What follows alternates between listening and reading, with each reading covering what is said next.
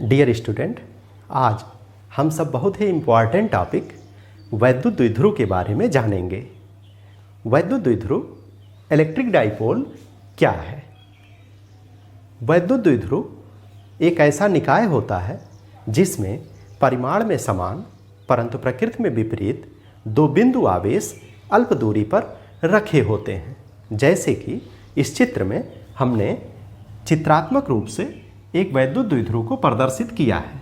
यहाँ पर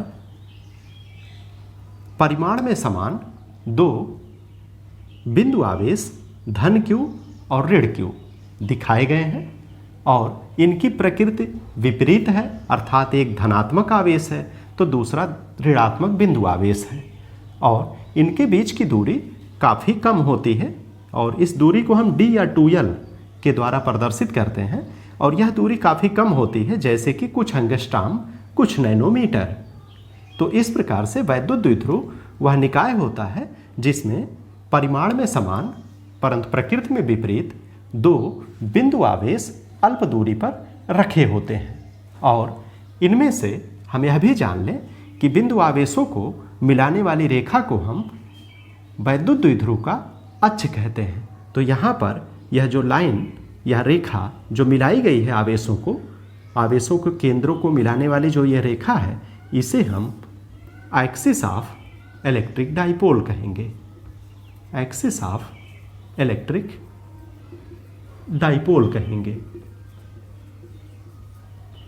और यह पूरा चित्र जो दिखाया गया यह एक वैद्युत द्विध्रुव को प्रदर्शित करता है। अब हम देखें कि वैद्युत द्विध्रुव कैसे बनता है और वैद्युत द्विध्रुव के उदाहरण कौन से हैं। वैद्युत द्विध्रुव का एक बहुत ही प्रचलित उदाहरण है हाइड्रोजन क्लोराइड HCl अणु। HCl अणु कैसे वैद्युत द्विध्रुव होता है इसे हम समझें तो इससे हमें वैद्युत द्विध्रुव के बारे में समझने में और आसानी होगी। तो हम देखें कि HCl अणु कैसे वैद्युत द्विध्रुव हो जाता है।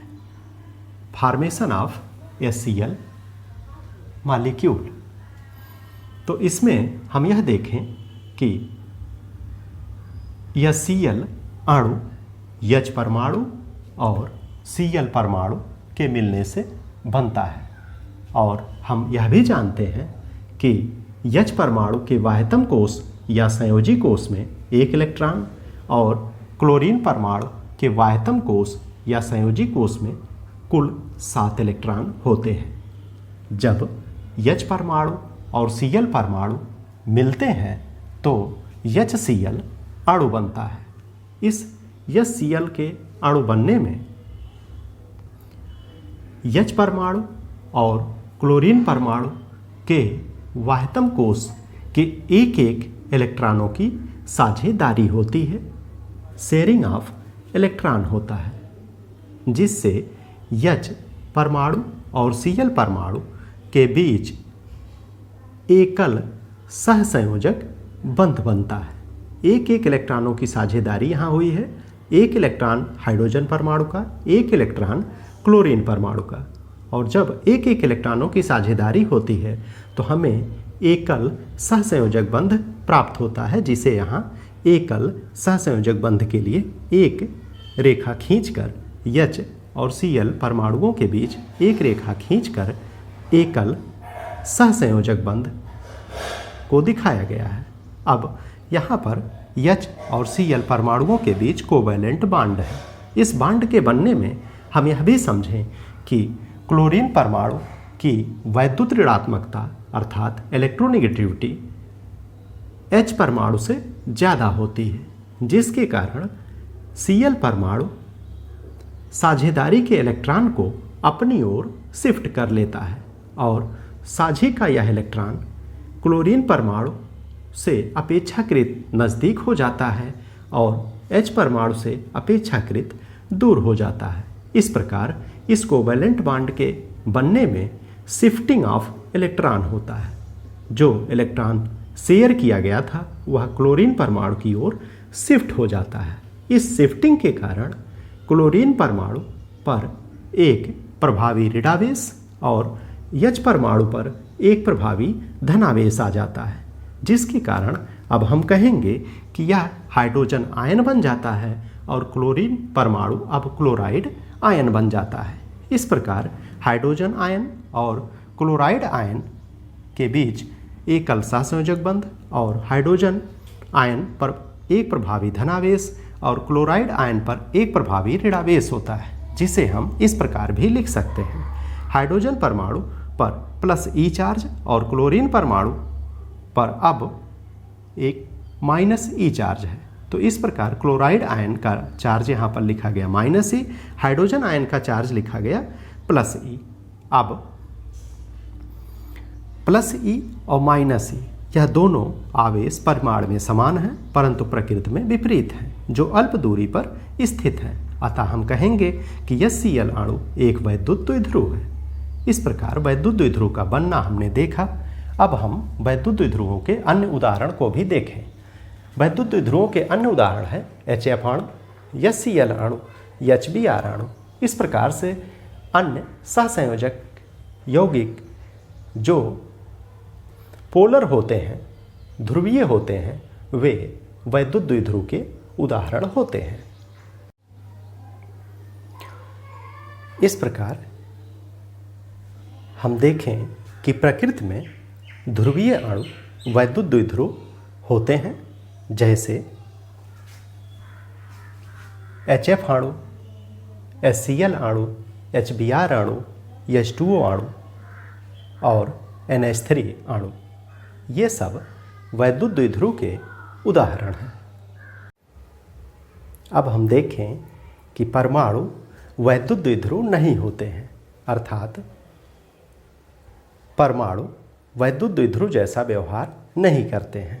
इसके लिए हम देखें कि किसी भी परमाणु में इलेक्ट्रॉनों का केंद्र जो कि नाभिक होता है और धनावेशित केंद्र वह भी नाभिक होता है। तो ऐसी स्थिति में परमाणु में ऋणावेशित केंद्र और धनावेशित केंद्र अर्थात नाभिक संपाती होने के कारण परमाणु वैद्युत द्विध्रुव नहीं बनाते हैं। परंतु जब परमाणु को हम बाह्य वैद्युत क्षेत्र में रखते हैं तो परमाणुओं में इलेक्ट्रॉनों का वितरण बाह्य वैद्युत क्षेत्र द्वारा प्रभावित होता है, जिसके कारण परमाणु के ये इलेक्ट्रॉन वैद्युत क्षेत्र के विपरीत दिशा में इन पर बल लगता है और ये बाह्य वैद्युत क्षेत्र द्वारा बल लगने के कारण ये परमाणु में क्षेत्र के विपरीत दिशा में विस्थापित हो जाते हैं, जिससे अब परमाणु का एक सिरा आंशिक रूप से धनावेशित और दूसरा सिरा ऋणावेशित हो जाता है। तो हम कहेंगे कि अब परमाणु वैद्युत द्विध्रुव की भांति कार्य कर रहा है। आगे चलकर हम देखेंगे कि यह घटना परावैद्युत ध्रुवण डाई इलेक्ट्रिक पोलराइजेशन कहलाती है।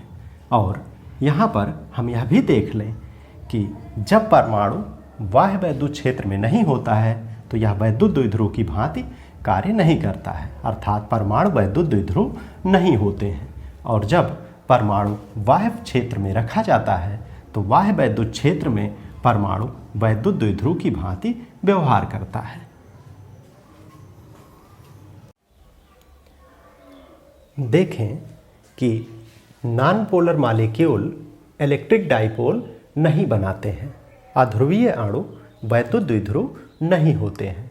इसका कारण है कि अध्रुवीय अणु या नॉन पोलर मॉलिक्यूल में जो सहसंयोजक बंध बनता है उसमें इलेक्ट्रॉनों की साझेदारी बराबर बराबर होती है।